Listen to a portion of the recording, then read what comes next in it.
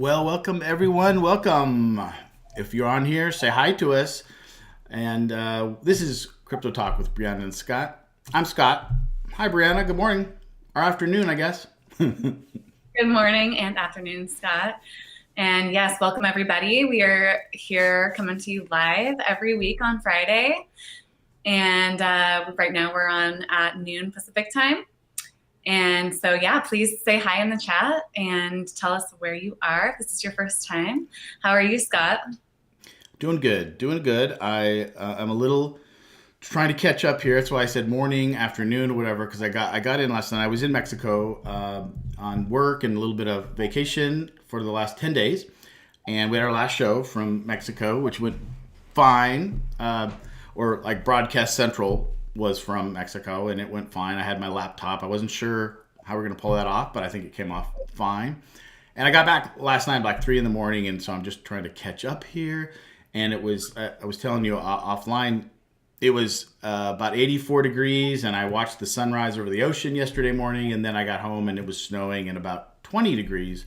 So quite a contrast, but I'm really glad to be back home and have a white Christmas. Yeah. Yeah, that sounds nice. I can tell you got some color, so I'm a little jealous. Little I'm bit, yeah.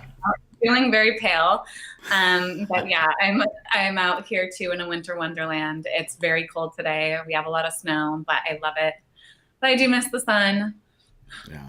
That's for Yeah. sure. Yeah, it was fun to see some palm trees and ocean. It's funny. I realized that I'm not like a big ocean swimmer. I don't love to swim in the ocean. I like to swim, but I like to walk on the beach, and I like to watch the sunrise. I like to walk on the beach in the evenings.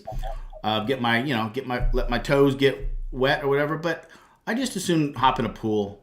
If I'm gonna swim or whatever. Because the whole sand thing and the salt thing and whatever. But it was just good to be there.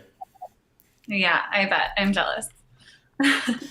Yeah, But well, yeah, there's so plenty of winter left, to schedule a little trip to the sun. So that always helps, I think. yeah, yep, I have to get something in the books. So anyways, did you pay attention over your vacation? Did you pay attention at all to what's been happening in crypto, or A little bit. did you Yeah, break, or what little were you? little bit. It's funny because here, when I'm in the states, I'm just more aware of the Main Street media and what the news is saying about everything, and so I didn't have any of that for about 10 days. So I only got what I read a lot of my newsletters in crypto and so on.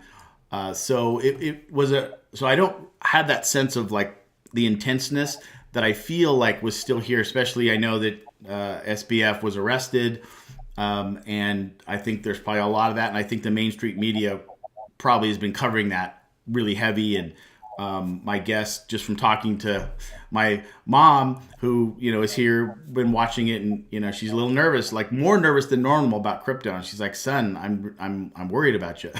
Like, I know moms, I get it, but I'm not doing anything in the same vein or realm of that. But there really is a stain on crypto, and I think it's just gonna be up and down. Because like last week, I think I felt that things were dying down, and it's like, okay, people are starting to forget about it, and now I feel probably not.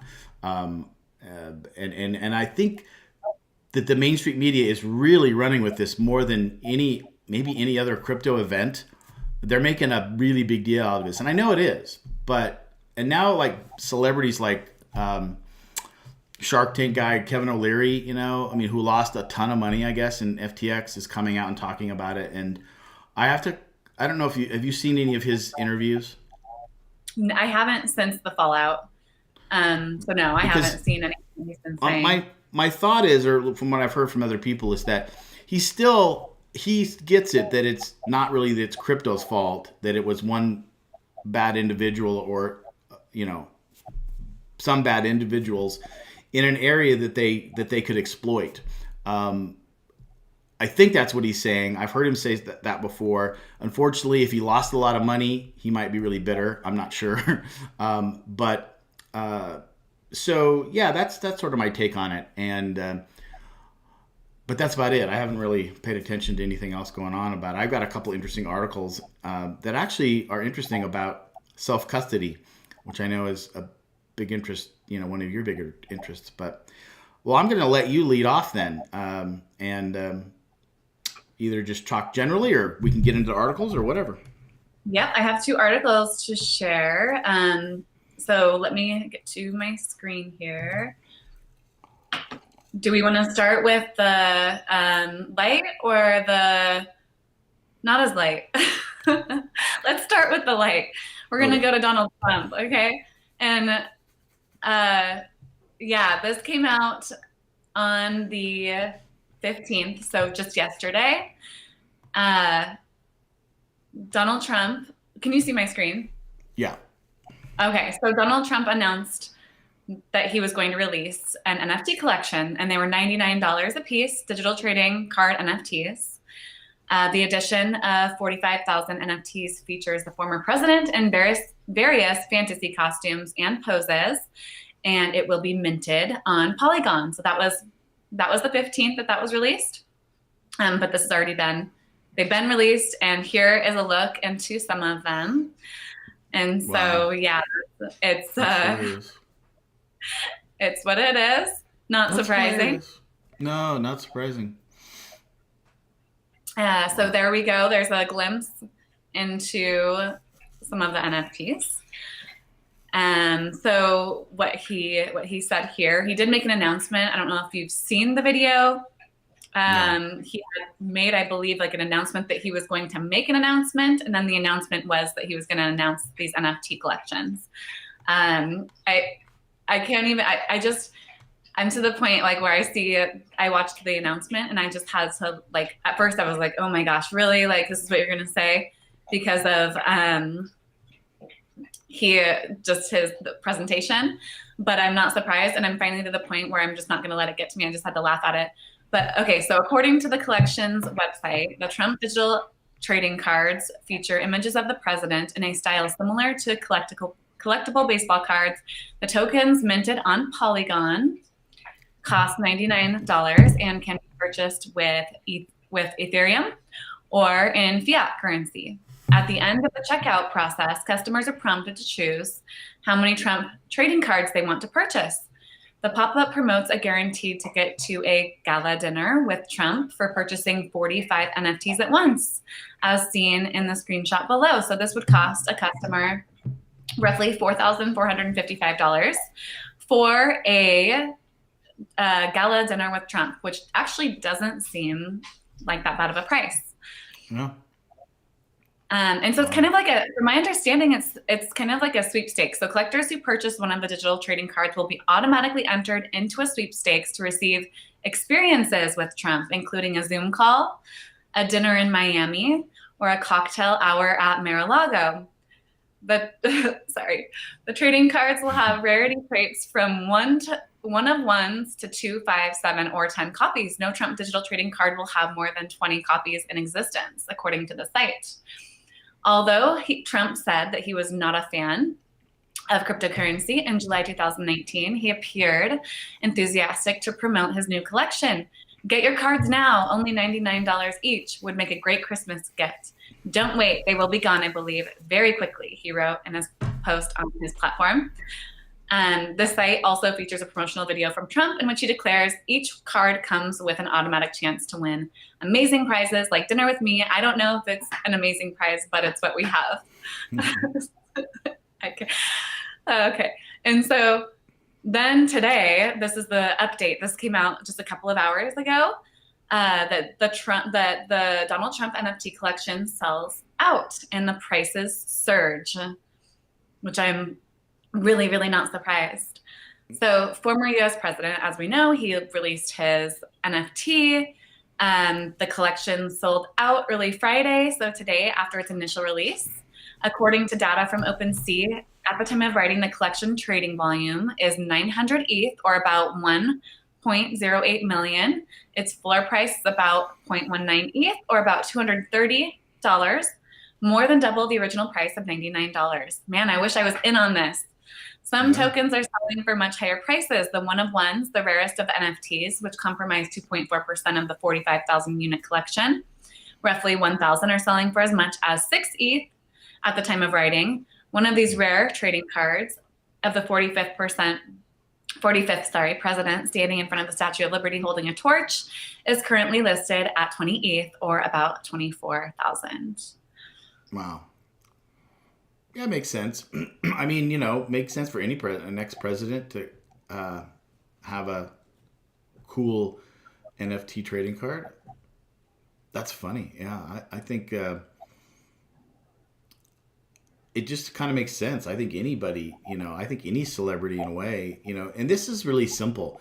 This isn't a very complex NFT ecosystem kind of a play, and it just shows how this can be done and pretty effectively and pretty simple, with just tying, dinners and sweepstake stuff to, these NFTs. And if you're a big Trump fan, I'm sure you would be dying to have that one with his cowboy hat. I mean, that's kind of my outfit, Donald. You stole that from me.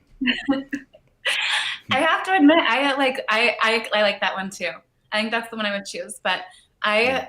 I think that this was a really great move on his part. Um, the timing of it, I think, this is just my assumption, I guess, my perspective, as I think that there was a time waiting for kind of this bad stuff to get out of the way before, because if somebody would have jumped on crypto, like a presidential candidate would have jumped on crypto before this happened with FTX, this could be a really bad looking thing. So I think there was like a kind of wait for things to go down, and then when it was the right moment, jump in and create something like this. I bet this was kind of planned, and I think it is a PR move, but I also think it was brilliant on his part because, and I also think that this could bring more people to crypto. Okay, I live in North Idaho, and there are Trump flags everywhere. I mean, all over the place. But I would not suspect these people, like most of these people, to be very like technical and very much into crypto. So I actually really think this could maybe draw in some people to crypto, or maybe open up their eyes a little bit to it.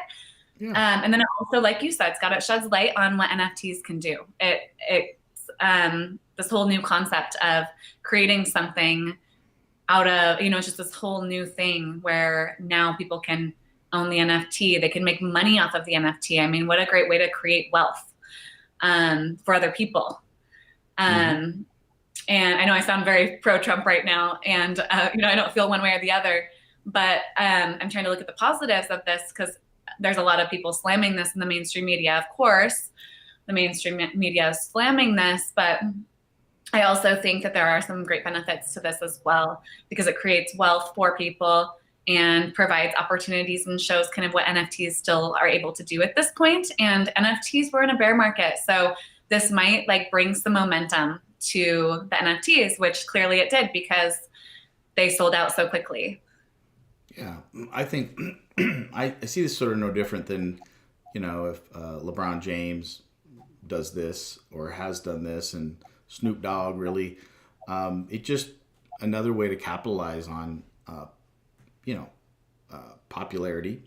And, my take on it is this wasn't really, I'm sure he doesn't understand it, probably didn't really care one way or the other. Somebody brought this to him, and I'm glad they didn't turn it down, only because exactly what you said. This just shines a light that on crypto. I mean, there are going to be some people that are anti-Trump or anything, and so they're going to be negative about it. But I do think it just shows how it can work, and this is pretty simple to grasp the concept. It's like trading cards. Some NFT projects are a little complicated, and are almost too hard to understand. And this one is simple. You get trading cards of a celebrity, and it enables you. And this is the cool thing about NFTs. Owning that NFT then unlocks other benefits, like potential dinners and with Trump, or it could be anything. And so the cool thing is, as I'm still formulating my idea of what I'm going to do for my project, it's just cool to see that it can be simple like this. It could be some sort of trading card type of situation. Like my first thought would be like just art that I create. It's I'm not a celebrity or anything like that, but it doesn't matter because we can all do this. This is the cool thing. Is in some technologies and some things you think, oh, this is so cool for him to do it, but I could never do it. Well, we can all do this, and it's not that complicated. There's a lot of systems and services out there that make creating NFTs pretty simple, and um, I think that's encouraging. So it's all good for me. That's a really good point. Yeah, anybody can do this. You and I have done this, right? We've minted our own. Or did you mint your own NFT? I didn't do one with. I've done them, but I didn't do the London Real one. But I've done other ones. Yeah, yeah. So yeah, it's a lot of fun, and I think this is just the beginning. I know it seems like they're kind of dying out. I still, I know we've talked about this, but I think that even though they're going to expand, as we know, into like property rights and even possible like digital identity rights, hopefully, where we have ownership over ourselves and our data. But I think we'll also see more people taking on opportunities like this and creating events and more like sweepstakes type things like this is. And I think it's really cool. So I think we'll start to see more people do this. Yeah. Okay, so I'll move on to my next article. Okay. The next one isn't quite as exciting, I guess. This one's just, I've been following up on MetaMask. And wait, their payment. hold on. I have to do, let me see. Hold on. Bicycle horn. You know what that means, right? Yep. Okay. That was one of mine too. Okay, hold on. I'm going to go back. I'll let you do this one. I'm going to go to another one then. Okay. You can do that one. Because I have two that I was kind of like, I wanted to kind of present both of them. So I'll go to this one. Okay. So this came out just a few days ago on December 14th. And this is on a bill that Elizabeth Warren has introduced for digital assets anti-money laundering bill. So I've just been following on regulations, trying to keep up with what's happening there. So the proposal will bring know your customer rules to crypto participants, such as wallet providers and miners. No way. Yeah, but it's funny because the title of mine is even more interesting, I think. Although I think it's the same basic article. This one says Senator Warren introduces new crypto bill targeting self-custody wallets, and so we'll see about this if they're the same articles. It's the same bill, but anyway. So go ahead. Okay, yeah, we can compare the two. Okay, so U.S. Senators Elizabeth Warren and Roger Marshall are introducing a bill to crack down on money laundering and financing of terrorists and rogue nations via cryptocurrency. If it becomes law, the Digital Asset Anti-Money Laundering Act will bring KYC, or Know Your Customer, rules to crypto participants, such as wallet providers and miners, and prohibit financial institutions from transacting with digital asset mixers, which are tools designed to obscure the origin of funds. The act would also allow the Financial Crimes Enforcement Network to implement a proposed rule requiring institutions to report certain transactions involving unhosted wallets where the user has complete control over the contents rather than relying on an exchange or other third party. Concerns over the use of crypto to facilitate money laundering and terrorist financing are frequently aired by lawmakers or regulators and are often used to highlight the need for more robust regulation of the digital asset industry. So that's that. Yeah. My article is basically the same, but the focus of mine is this whole wallet situation. And I think I actually have two articles based on this. But what's interesting about this is, again,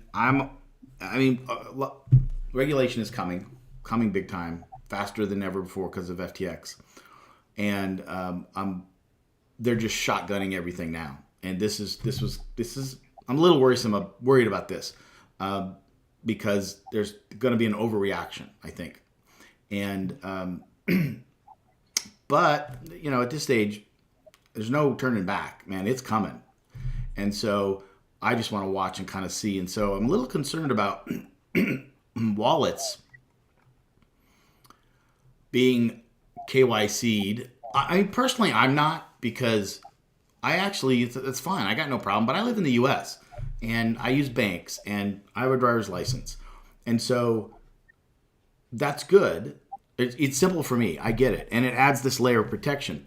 But I wonder if now, again, this one of the nice things about purely decentralized finance was the fact that you could the unbanked could use crypto, right? You didn't have to have a bank account or maybe even a driver's license, and if you had the ability to, transfer your fiat into uh, crypto, then you could participate in this world, and the responsibility is on us, right? And so there's a part of me that's like, okay, I almost like an area in crypto that is 100% decentralized, no control, no authorities, no regulations, and is controlled by us. And as long as we know that and we're responsible, then really shouldn't that be allowed? Like freedom? Like if we lose the money, but we know in advance it's our responsibility, and we trust the smart contracts in decentralized finance, and we play by the rules, meaning the contract, the code is the rule, right? The code tells me how much I can put in, what happens if my token or coin or whatever goes up or down. If I'm taking out a loan, it tells me how much I have to have as collateral. It tells me exactly what happens if the value of that collateral falls. It gets liquidated. There's no ifs, ands, or buts. There's no negotiating. It is what it is. If I know that going in, shouldn't I be able to do that? Now, I also believe that there should be another area in crypto that is more protected, and that there is a place. But again, it's like if I'm an end user, then I can pick and choose. I'm like, look, I'm worried about this. I'm not. I want more security. I want more regulation. I'll go and I'll use this. But I know that it's controlled by the government and that I'm not in control necessarily of it, but I feel more comfortable because it's regulated, right? It's more like traditional finance. There's a lot of people that will be perfectly happy with that. This is actually a new thought process that I've just kind of come up with. It's like maybe there should be these two areas, more regulated, and then as long as there's a purely decentralized area for people like us or me or whoever wants to take control and trust that I understand the situation, I understand the risks that are involved, but I also feel that I could then reap the rewards of maybe having more yield or higher yields, or take advantage of that. So this is interesting because I don't want them to completely regulate all decentralized wallets and all access. So I'm not sure that they're saying this here, but it's creeping up that way. So that's what I have to say about that. Yeah, I have to agree. I absolutely agree. I think there's a place for both. And I think that, it's the problem with it, with having like the complete control over our wallets. And, then that doesn't give us the full control over our wallets. That gives them the control. Yeah. And I think that that's kind of where the problem is that there's this lack of trust, rightfully so, for many reasons. And it's a danger to, well, I view it as a danger to my finances if I'm not in control of it and I don't have that full custody. And giving it full everything away is then putting the power into someone else's hands to potentially be able to turn it on and off as they wish, is the way that I kind of view it. So I agree with you. I think there's a place for both. And I think that, it's like signing a waiver almost for ourselves. Like if you are in DeFi and if you're in self-custody, like the risk is there, I guess, and that's up to you. You're accountable. irresponsible. It would be nice to see it be that way.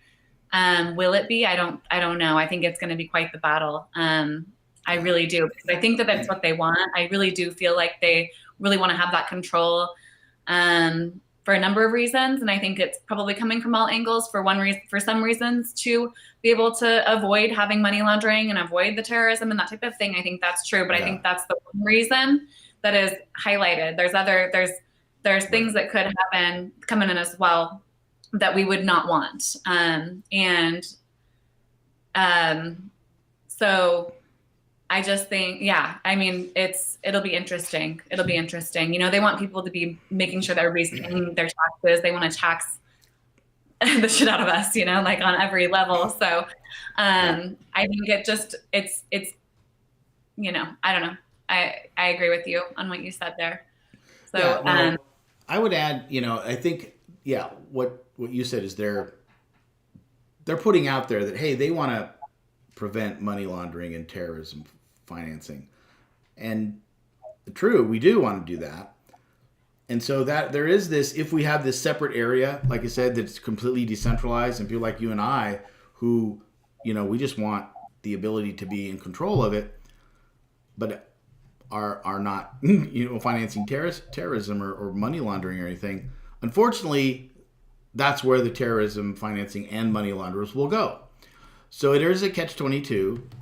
I wonder if if maybe technology can just figure this out and somehow filter it out, or I don't know how this would happen, but without human intervention, again, code being law, how can we figure out a way that can prevent money laundering and yet not have the government come in and control it? I don't know if that's possible, but I think it is possible. And that's what I'd like to see. Instead of having the government regulate it and protect us. Now, don't get me wrong. I want to be protected in certain ways in certain areas, definitely. And that's their job, and it is.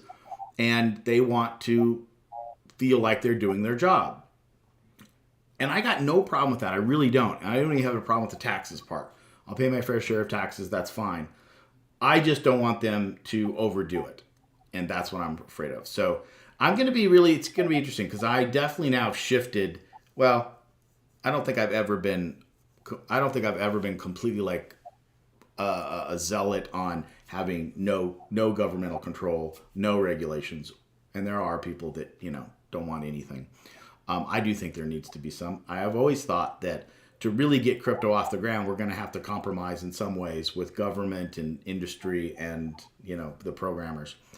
And we'll see what happens. I just don't want it to go overboard. I just don't want to see traditional finance just laid on top of crypto finance, decentralized finance. So we'll just keep watching. We'll keep, talking about it. And that's all we can do at this point. And really, when, now I'm much more in tune to senators and congressmen and regulators that are for and against crypto. And my biggest thing is just the ignorance of some of them that don't know and don't want to know, and then just think it's all bad. I'm totally against those, and hopefully I can vote against those people or influence in any way that I can influence. But if you're willing to, like some of these senators, to take time and look into it, and you can see the pros and the cons, and you can see some of the good things and some of the bad things, then I'm all for it. And I'll be willing to vote and put my influence and backing behind those that do. And that's what I can do. So yeah, cool. Yeah. Let's see what you got. That's what I had. So that's what we have. Let's have New York. All right. Now. So that was one of them, but I have another one that's similar. Let me see. Let me share. All right. Let's see if we can get this up here.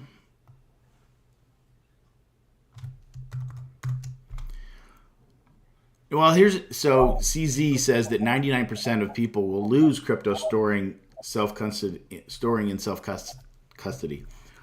So this is interesting, right? Of course, this is potentially true. It's actually something, as a crypto educator, that I have students that I worry about. I want to teach them the safest method to store their crypto, but I'm worried they're going to lose their keys. So it's interesting though that CZ of Binance, which now is, I guess, maybe arguably the largest exchange, crypto exchange, uh, wants people to keep their money on the exchange. And so he would put something out like this. But the irony of it is that I sort of agree with him, even though I don't necessarily want to. And I don't think that maybe the number is 99%. I certainly hope it's not. Um, but it's something to think about. So let's look at it a little bit. See what he says here. So just again, CZ says that users are more likely to lose crypto by holding it in a cold wallet than by putting it on a centralized exchange. From he says 99 that goes for 99% of the people today. Asking them to hold crypto on their own, they'll end up losing it. So he said this in a Twitter discussion last Wednesday or this Wednesday. The exchange founder was speaking a few hours after news broke that he had told his staff to brace for a bumpy few months.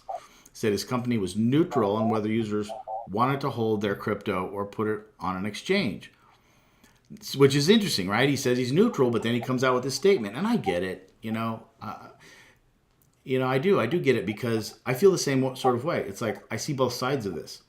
I want control, and I want to be able to do it, and even I'm not sure I trust myself sometimes. I mean, I could be more secure in my keys. I know I could, although I feel like I am pretty secure about it.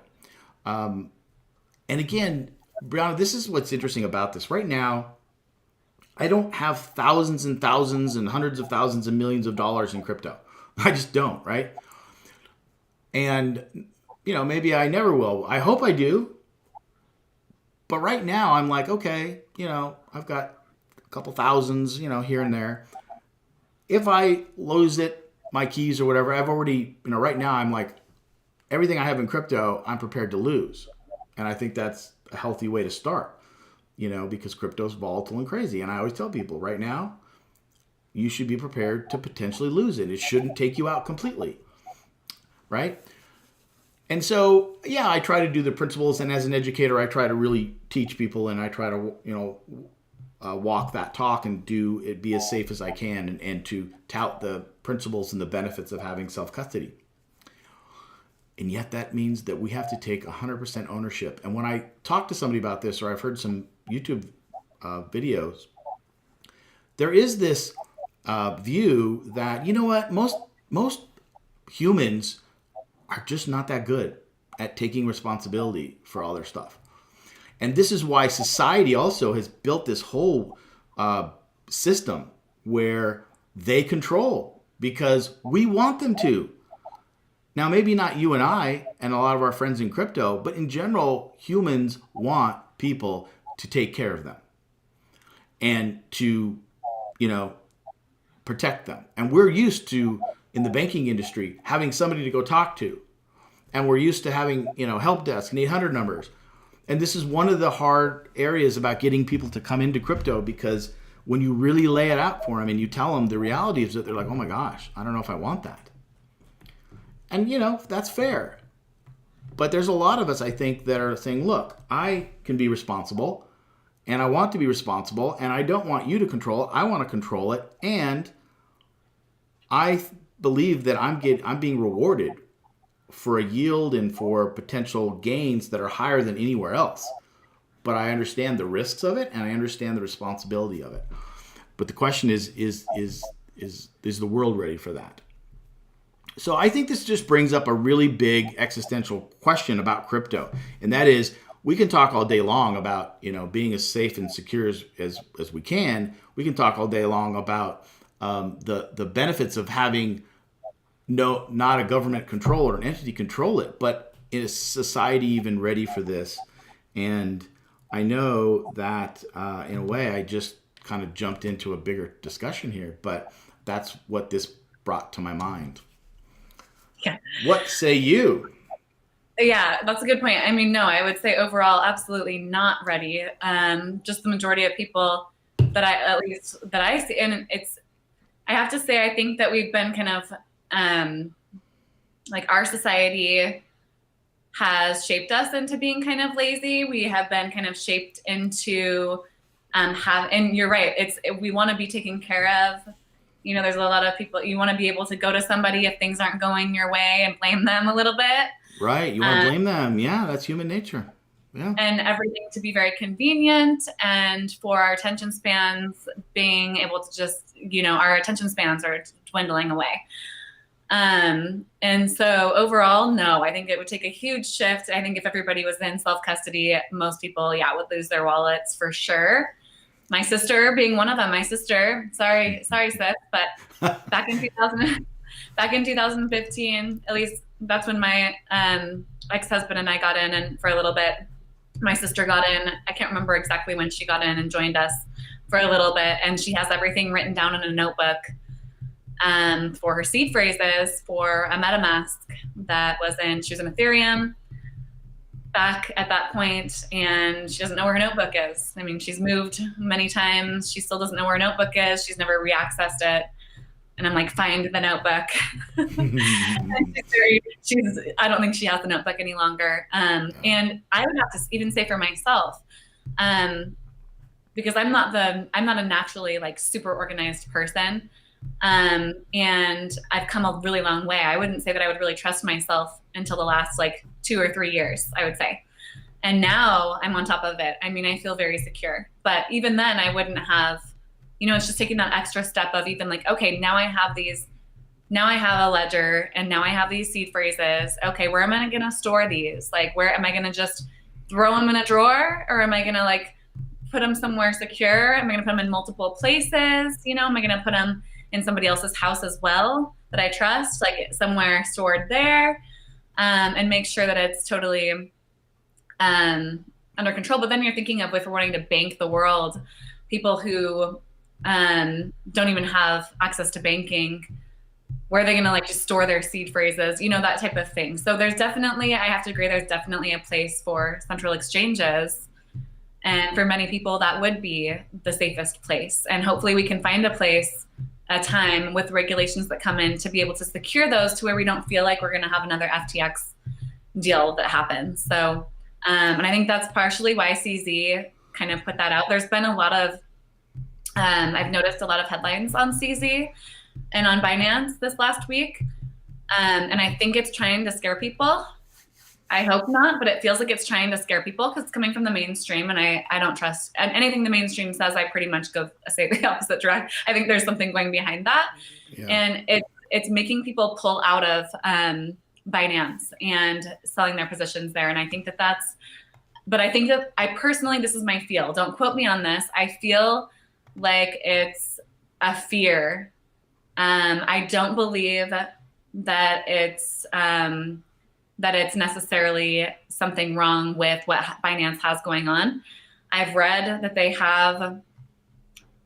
that Binance does not have anything that seems to be out of order or risky.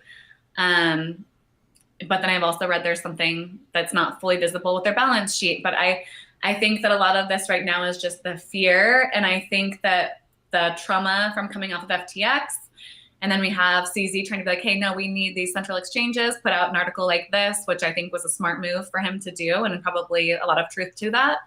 And then I think we'll start to slowly see, as we always do. I don't think that pattern will change. We'll get some regulations. People are still adopting crypto. I think even more as we see now we're seeing the PayPal thing coming in, which that's kind of scary for the central exchanges too. And maybe we'll get to that, but you're removing that step of the central exchanges, coming directly from PayPal to MetaMask.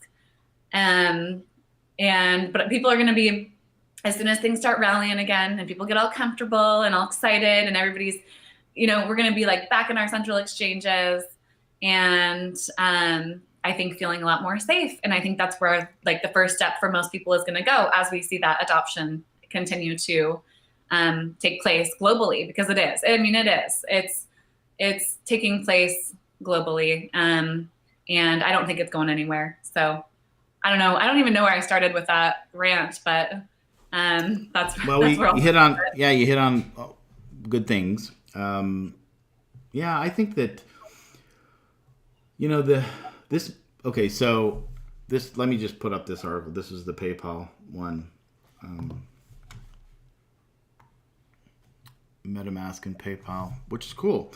I'm kind of all for this because this like you said, this gives now another way to not have to use a centralized exchange, and PayPal makes it really easy. That's my preferred integration with Coinbase right now. Is through PayPal. It you the only problem right now that I see, at least for mine, is that I can only do 1,000 per transaction. I can only pull out 1,000 at a time from PayPal into Coinbase, or is it that I can only transfer 1,000 off of Coinbase? There's some a little bit of a limitation, but for the most point, it's very quick and simple. And so right now, this article says that it's going to MetaMask PayPal integration, and you can only buy Ethereum, which is interesting right now, which is fine. You know, I actually, well, that's another little bit of a tangent, but I like Ethereum as a whole play, but also Ethereum is the backbone of gas for using the Ethereum network, and it just kind of it's easy to when I'm using other networks for other DeFi protocols, just to use Ether to convert to whatever. But either Ethereum or USDC, I pretty much just keep it in those, and I can just integrate PayPal right into my MetaMask. That is what I want to do right now. You can only use it for your mobile app is where I was trying to go with this right now, which I don't really use. I could, and I might even do that if it's simple and just bypass Coinbase altogether and go right from that. But they did say in this article that they will be rolling it out to desktops soon. So I like that. And so you had said something about exchanges. People are going to get comfortable again. And I think for the most part, you are right. That's just kind of what happens that we go through that cycle. And whatever is the least amount of friction, again, we as humans will do. And so if it's most simple to use a centralized exchange to convert our fiat into crypto, and if it just seems easier to leave it there and we can earn an interest rate, or there's some attractive opportunities by leaving it there, we'll do that.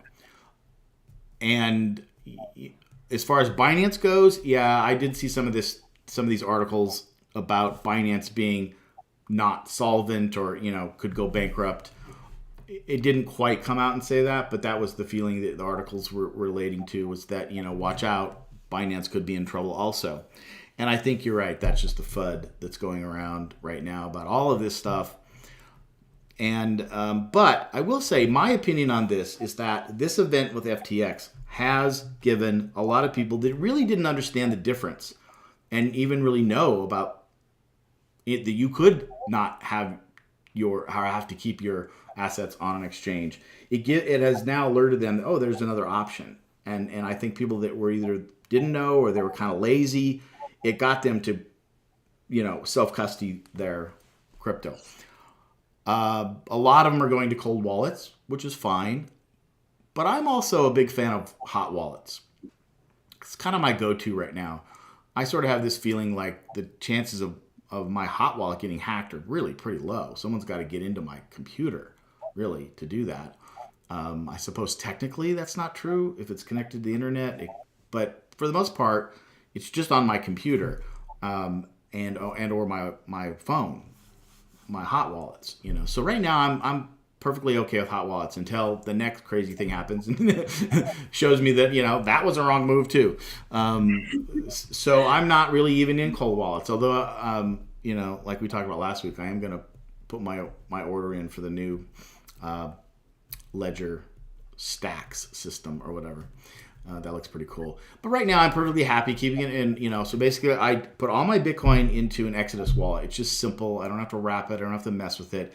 I just roll my Bitcoin into my Exodus wallet. Very easy to do.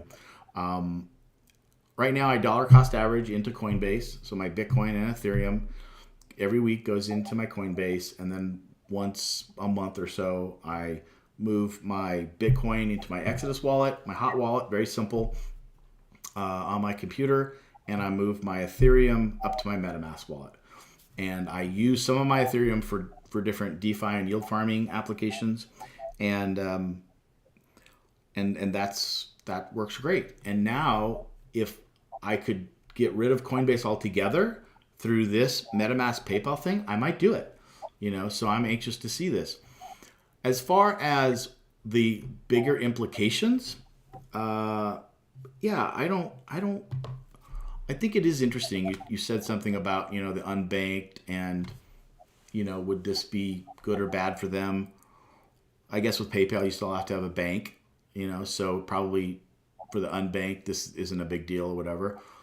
I don't know that much about all the other alternatives. In fact, I really okay. So through MetaMask, you can actually buy crypto straight from other. Like, I think there's three different wire services. Like, there's that you can actually buy crypto right through MetaMask.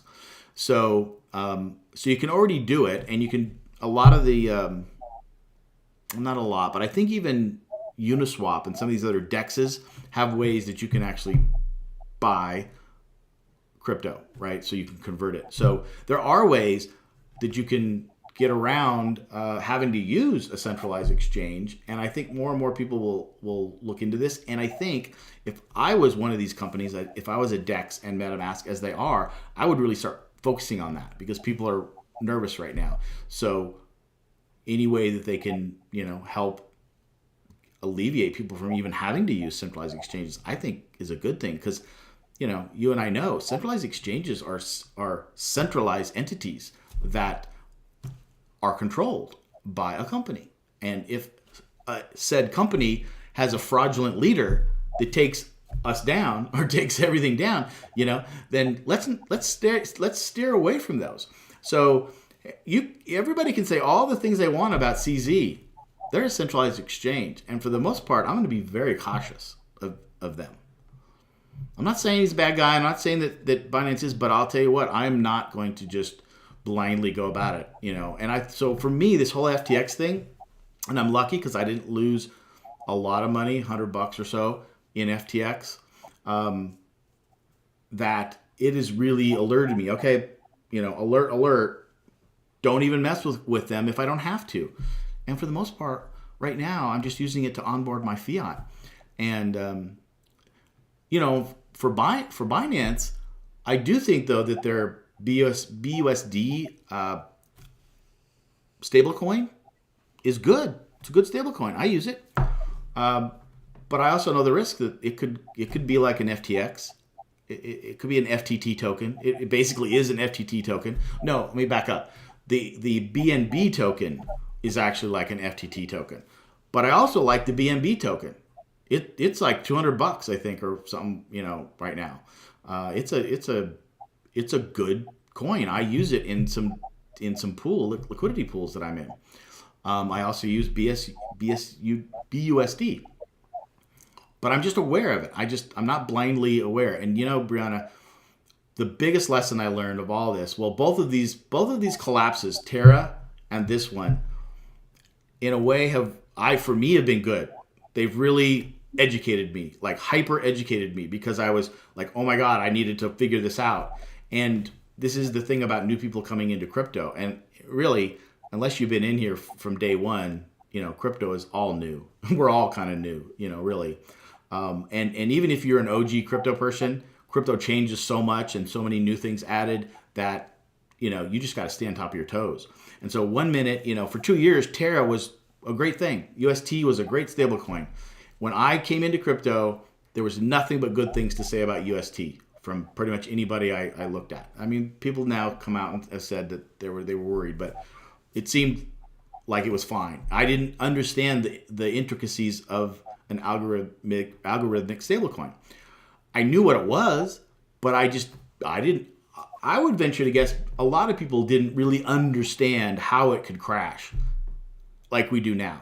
Like, we saw it happen, and we've studied the mechanism of what it can do. There are a lot of other stablecoins coming out. Who just came out with one that's another algorithm, a big company? Yes, it is. And I was just thinking about that as well. because I saw that about a week ago, maybe 2 weeks ago now, and it Was was a it? It big wasn't. company. Yeah, I'm trying to think if it might have been Uniswap or one of the big ones like that. Um, Well, okay, Aave has one called the Go or the Ghost, right. Right. whatever. But there's another We talked about one. that. I remember we talked about it on the show. So there's that one, and then there's a new one that comes out, and I'm like, okay, but no, I'm not. I'm not in those. I'm not going into those. I Um, agree.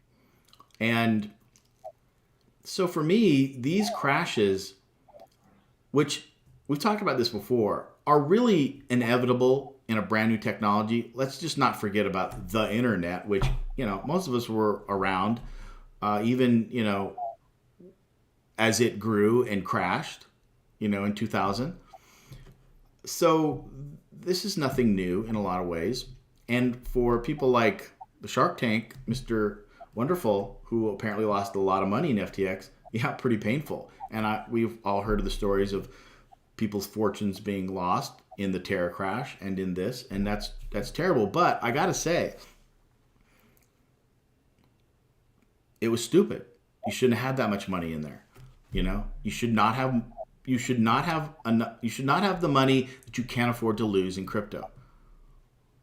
So let's just be clear about that. Now, people are going to do it, but that's what everybody that I learned crypto from has said, and that's what I tell everybody right now.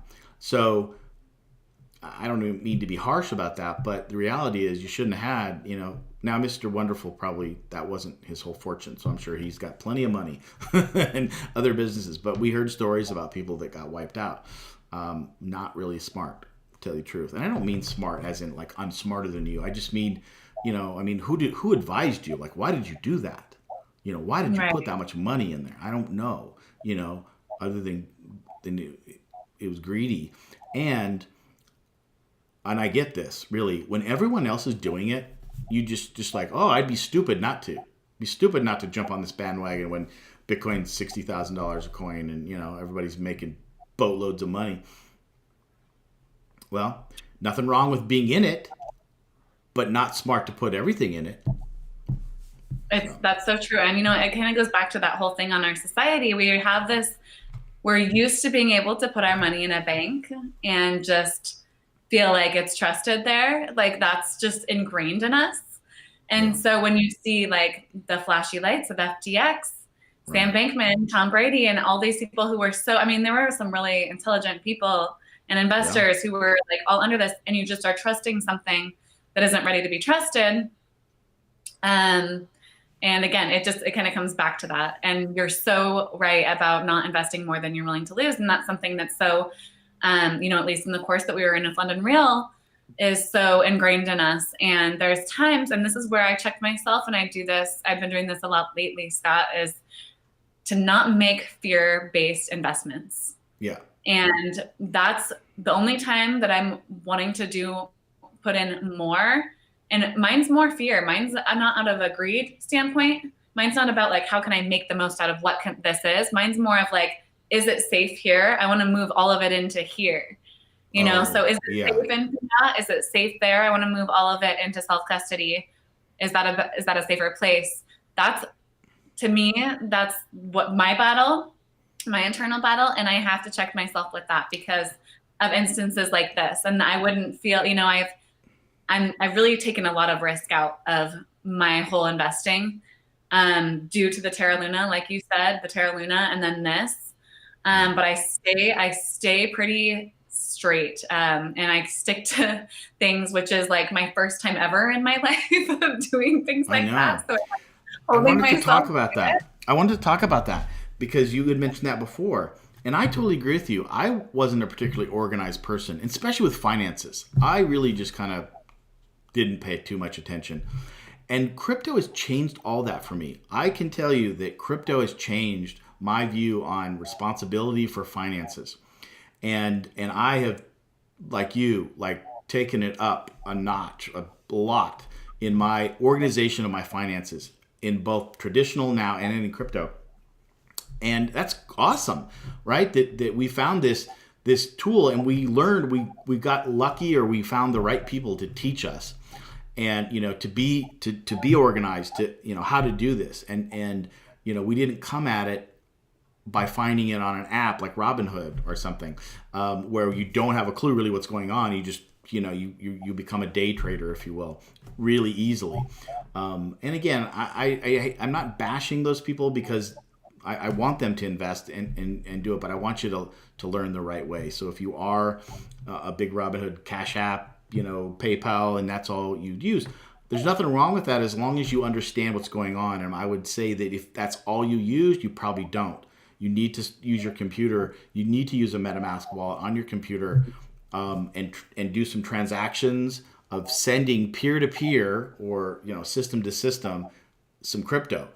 Because then by doing that, right, Brianna, you really get it. When you type in that address and it's this big long address, you're like, oh my gosh, what if I type that wrong?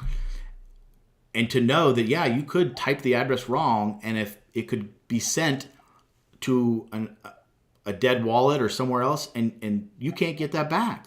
So you take this extra security and you double check, and you look at the first four letters of the beginning and the last four, letters and numbers of the address, and make sure you at least 2 or 3 times before you hit that send button, double check, right?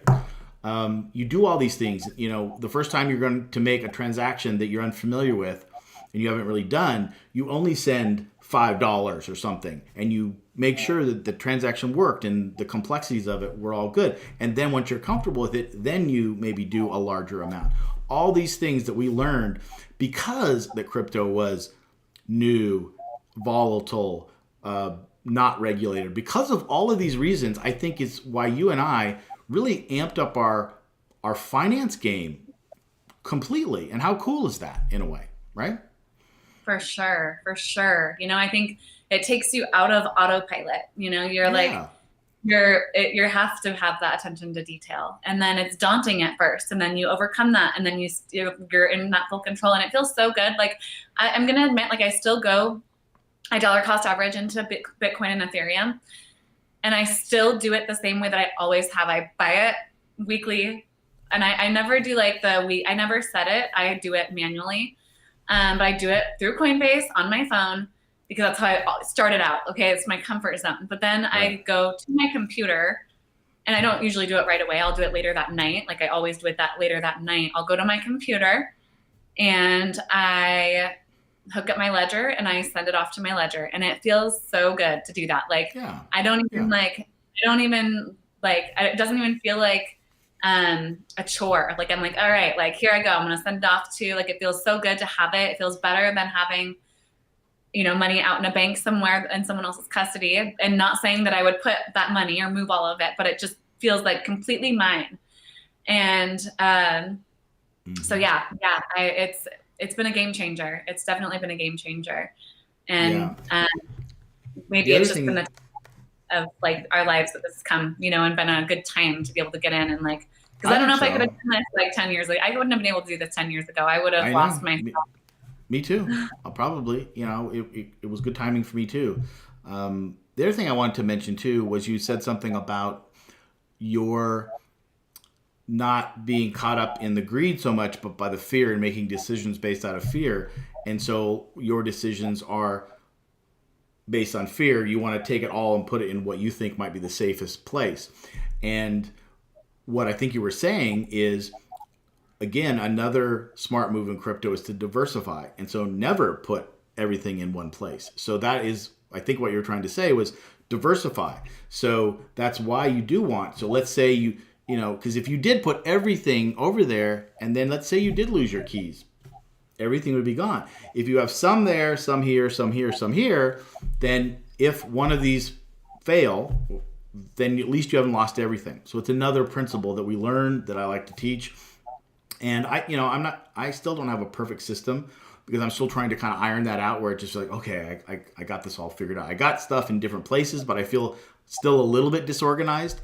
I do still want to clean that up. So I'm just like, okay, I got this here, here, here, and here. And I think that's a good method to have. That also makes me think about multi-sig as an option for self-custody. I don't know a lot about that. That may be a project that either one of us could maybe take on, because I think it's interesting between options now. So there is this other option that is very secure, which is having a wallet that is based with a company, I believe is how this works, a third party company that has a vault, if you will, that stores your crypto. And to get access to it, though, you need three signatures.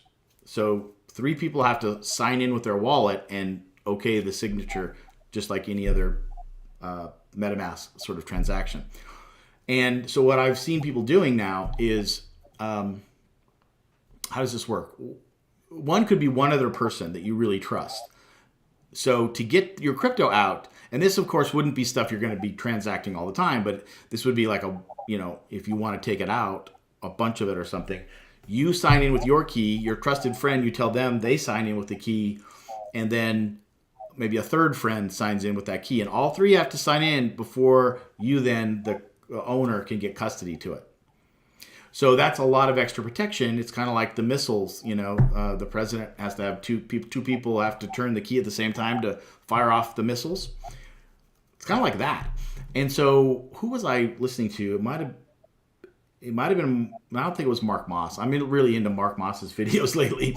Yeah. But it was somebody like that that we watch on YouTube, and they were just saying that they've got. He had one key that was in his possession, one that might have even been another country, like in a safety deposit box or in a location where he had to even travel there to get the key. So this would be like ultimate security, right? So if you've got millions of dollars in a wallet somewhere, it would be worth it, at some point. Let's say the economy goes down and that's the source of your income or whatever, you would have to travel somewhere, get that other key to unlock it. Complete security, and now you have control, but it gives you this. So I think that they're going to that this technology is going to get easier, smarter, and better. And so there's just other options out there. I guess that's the thing, is that what these crashes are teaching me is, again, one, pay more attention, than I normally want to. That there are other options out there. Cold wallets, hot wallets, multi-sig wallets, there's just different options depending on what level and how much crypto you have. I'll just end it with, I think, for me and for like my students and what I kind of deal with when I'm not talking about hundreds of thousands of dollars and millions of dollars, I'm perfectly comfortable in a hot wallet right now. But I also think there's room for a cold wallet to, again, diversify. So when I finally either get back into my Nano or I get the new one, I will be moving definitely some in there long term into my cold wallet. I will have some of my hot wallet. I will always need, because I'm a big fan of DeFi and yield farming, I will always need some funds on an exchange. Well, let me put it this way: in smart contracts, earning interest. But for the most part, I'm self-custodying the assets in my MetaMask wallet, right? If that makes sense. So even though they're in my MetaMask wallet, the receipts of the tokens that I have in a smart contract earning yield are being held in my MetaMask wallet. The only risk I have with that is the smart contracts could be hacked, but I watch it, and I'm willing to accept that risk. And on that note, I came across a new DeFi strategy that I'm just learning and testing about, but I'm really excited to add it to my other yield farming stuff. It's not something I'm prepared to teach yet. I barely understand it, but it like unlocked an idea in my head, like, oh, and it uses Uniswap. Because I haven't really been using the big Uniswap and SushiSwap and stuff, other than just swapping coins. I don't use it a lot for liquidity pools and stuff. I use different ones, but I got this new process using Uniswap that is really cool, and it's kind of what I like about it is whether if you pair a stable coin with, let's say, Bitcoin or Ethereum and put it in a pool, and you can actually, in Uniswap, you can actually tell it when you want to earn fees. So basically, in a liquidity pool, you make money because you provide liquidity so other people can swap tokens back and forth. And for that, you get a portion of the fees that are charged for those swaps. So you earn fees. That's what yield farming and liquidity pools all about. In Uniswap now, they have and I think a couple other ones do it too. You can actually pick, like, okay, if the price of Bitcoin is at 20,000 up to say 25,000, when the price is in there, that's when I want to earn my fees. And you earn like a lot more fees because it's sort of narrowed it down. If the price drops below 20,000, you don't earn any fees, or above 25,000, you don't earn any fees. And I didn't understand that before, but then I saw this method where you actually plan this out with the Fibonacci tool on a chart. And in that range, you look at the Fibonacci range and you say, oh, okay, if Bitcoin can range between here and here, and let's say it's between 20,000 and 25,000, that's a natural Fibonacci range, then there's a good chance that what will happen is Bitcoin will go sideways within that range for a little bit, right? There's a resistance and a breakthrough line. So basically, it may or may not break through there, but it's a good chance it's going to go sideways for a while. And as it's going sideways in that range, you're earning tons of fees. So whether Bitcoin goes up or down, you're earning a fee. And so it unlocked this idea in my head, like, ooh, I can use some of my trading knowledge along with the DeFi stuff, which in the past I thought seemed separate, and actually do really well. So I don't know. So are you picking the 20 to 25,000 range, or is the protocol picking that? I'm picking it. You pick it as the user. Yeah, you get to pick it. Yeah, and so there's probably more nuances to it. There may be something that the protocol does to limit that, but the way I understand it now is you get to pick it. And the strategy or the thought before was like, well, yeah, but how do I know what range to pick? And now I just learned that trick. Use the Fibonacci tool, because that's a natural range that markets will tend to go sideways, and eventually they'll break up or through. But for a while, they usually bounce around in these Fibonacci ranges, which I kind of understood from a trading perspective, but I didn't know at all how you could apply this to like DeFi perspective. So I'm like super excited, like, oh, I can't wait to try this. So it's a new area, but I'm excited because I really have been focusing on DeFi, as you know. And for me, it gives me this piece of this sort of calm, because I'm not worrying about altcoins at all, which to me was stressful. When I first got into it, altcoins were stressful because it's like, who the hell really knows? And as Bitcoin went up and down, these other altcoins kind of moved. And I kept thinking, in my mind, it was like, should I treat Bitcoin or altcoins like a stock that I would invest in the stock market because I thought the business was a good business, right? And if I thought it was a fundamentally good business, their stock would go up. And if I invested, I would make money, in that. And so I was thinking, well, altcoins are the same way, right? There's a protocol. They're trying to create some sort of value using blockchain for the future. And if I believe in that technology, I would invest in that token, in that coin. Now, that still is, I believe, to be true. But the fact that there's so many variables and crypto is so volatile, and at any time, these especially like the other layer ones and layer twos that are trying to compete with Ethereum and maybe Bitcoin, to me, I'm just like, wow, I don't know if they're ever going to make it, And so it was stressful for me. It's like Ethereum seems to be the one, And so I'm comfortable investing in Ethereum, but like any of the layer ones and twos, investing in their general coin, hoping that it goes up in value and that's my only play in crypto, didn't seem that exciting to me. And when I learned about DeFi and the fact that I could basically use all these protocols, but I'm not really just investing in the token going up, I'm trying to have a strategy where I'm earning yield, where I'm trying to earn interest. And when I see I can earn 20% interest at the minimum and much, much higher, on more riskier, that was really exciting to me.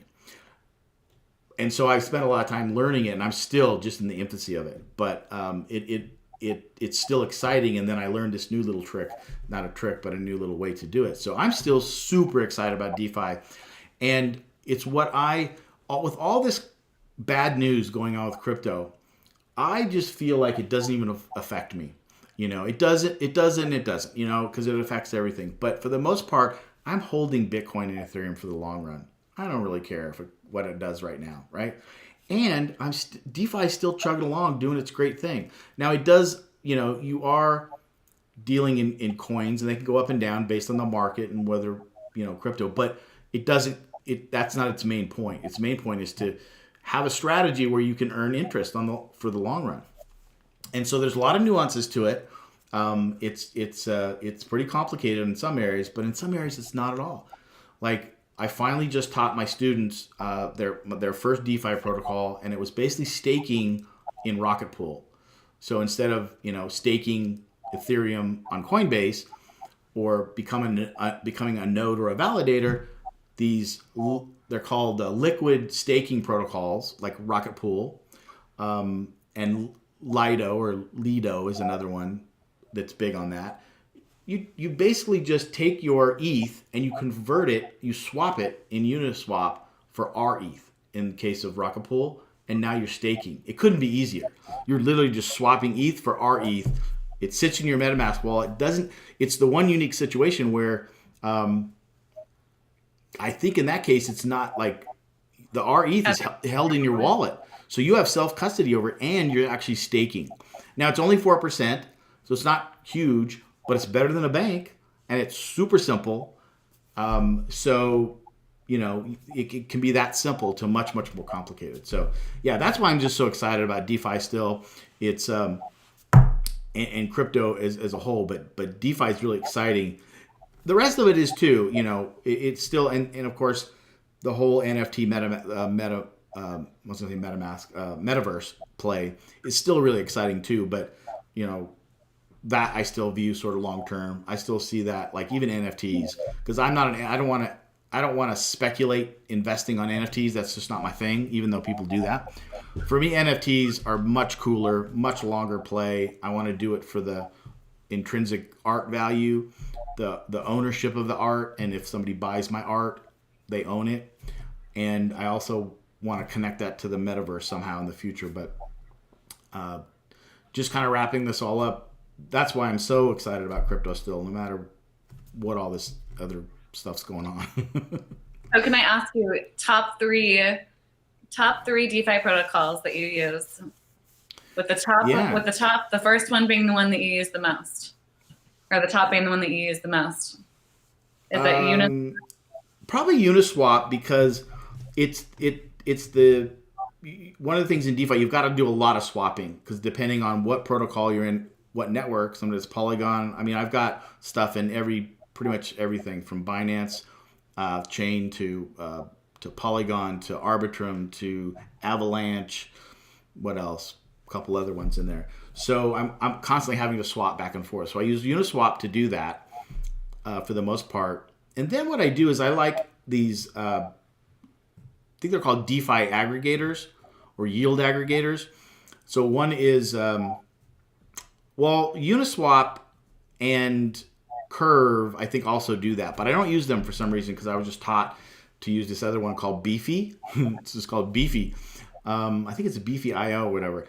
And it goes and it looks for a lot of different pools, and it also auto compounds, so I don't have to worry about that. So it makes it easy to just invest in different liquidity pools.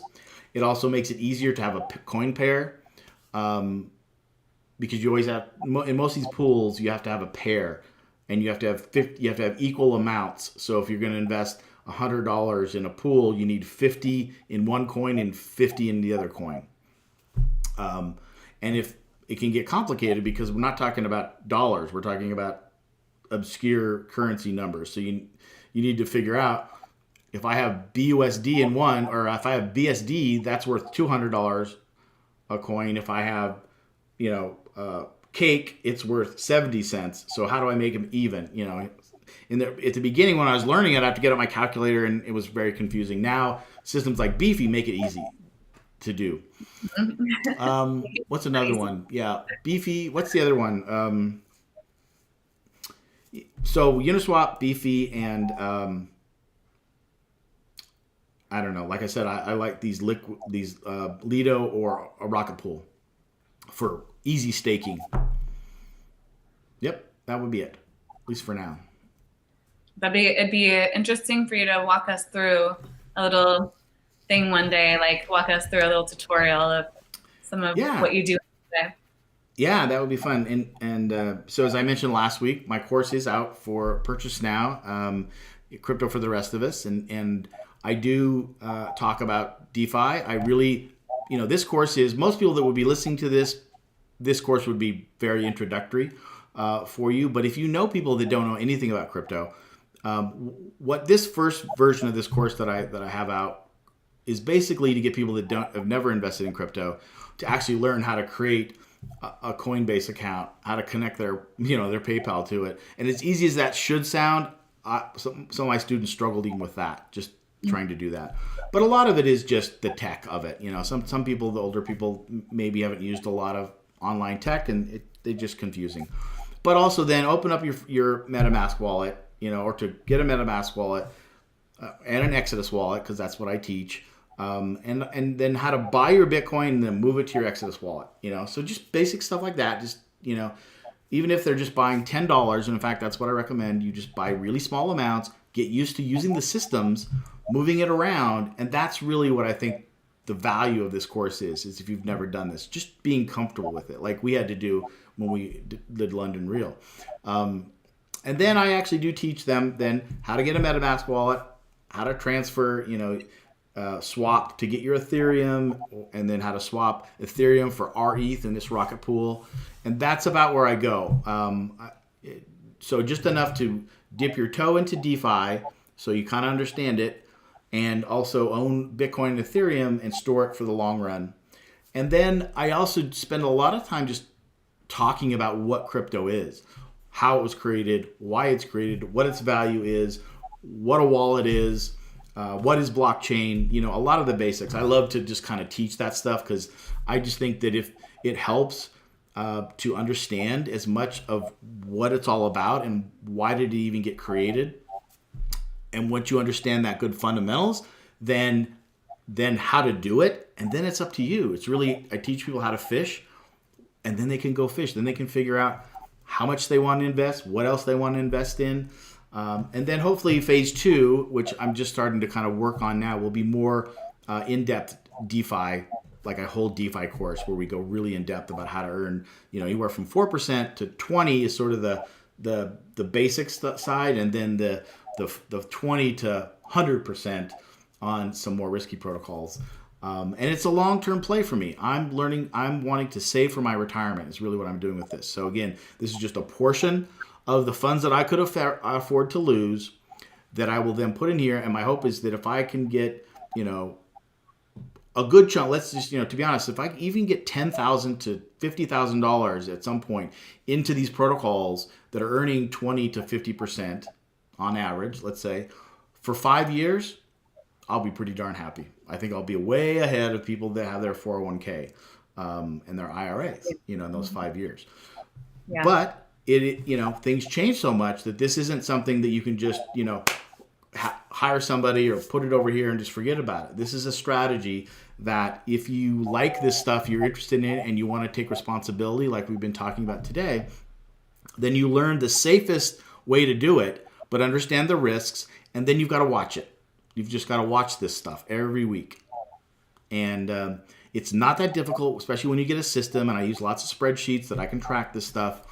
I think it's fun as hell, but it's not like day trading. That's the other thing. It doesn't become, you're not a day trader by any means at all. You just have to kind of have a system and then watch it and then get more comfortable with doing the transactions. And that's what it is. Right. So if you know anybody like that, let me know. Crypto for the rest of us. Yeah, I'm go ready for check more out students. course and share this with everybody that you know, because it will become a major part of all of our lives, whether we know it yet or not. Yeah. And Scott's a great teacher. So yeah, hop on board, and it's called Crypto for the Rest of Us. And like all of this stuff, if you're new to crypto and you're listening to us talking about these DeFi protocols and it's all way over your head, that's not the introductory stuff.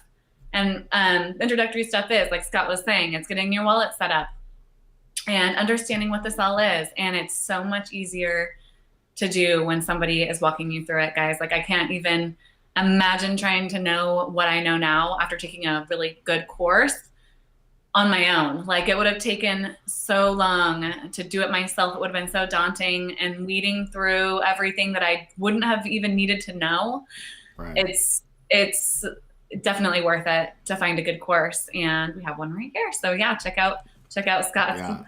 Crypto Yeah. for the Rest of Us. And it is for the rest of us. It's there's kind of a missing piece in if you're going to try to learn it on your own on YouTube, because it's all these experts or people Right. self-proclaimed kind of experts talking about it, and it's going to be way over your head. But um, that missing piece is the for the rest of us part. I love the name of that because it captures Yeah. the introductory part of it, that a lot of, where do we go from kind of knowing what crypto is to getting in the game. And it's hard to learn that through YouTube. It's hard to learn that anywhere else. So yeah, No, check I'm out. glad. Yeah, I appreciate that you got that because that's exactly what it was. Like a lot of us will go to YouTube, and there's nothing wrong with that. Um, but you're gonna get crazy talk, and I call it crypto bro talk. And all I saw was crypto bro after crypto bro talking crypto bro talk, and I'm like, what is this? And nothing wrong with that, but it's like um, you need somebody to hold your hand. And both Brianna and I, got that. We found a great mentor, for us to learn. Although I have to admit, in our course, he moved us very, very fast. That was his thing. Was like go fast, learn it, get out of your comfort zone, and go. My course is a little more hands on. I really am sort of targeting people that might struggle with the tech. We'll go slower. We'll and there's both ways are great, but so if you know people that would probably struggle with another course where you're going pretty fast, this one I go slow and I hold people's hand because I know that it's needed out there. I want to help the people they think they're afraid of it and see that there's really nothing to be afraid of. Just go slow and you got it. So anyways, thank you again, Brianna, for that. Thanks everybody for listening. For a while there, I thought, oh, we're going to end early, but we never end early because we always have so much to say, right? Yeah, this is a late one today for us. I think this might be our longest show, but a good talk. And thank you all for joining us. Yeah. And please come again next week and get engaged with us. We want to hear your thoughts and comments throughout all of this as we're bringing forth our articles and our thoughts. So we'll be here every Friday, That's right. unless something changes, every Friday at noon live. Yeah. So yeah, All please right. come in. All right, everybody. See you till next time. Bye bye.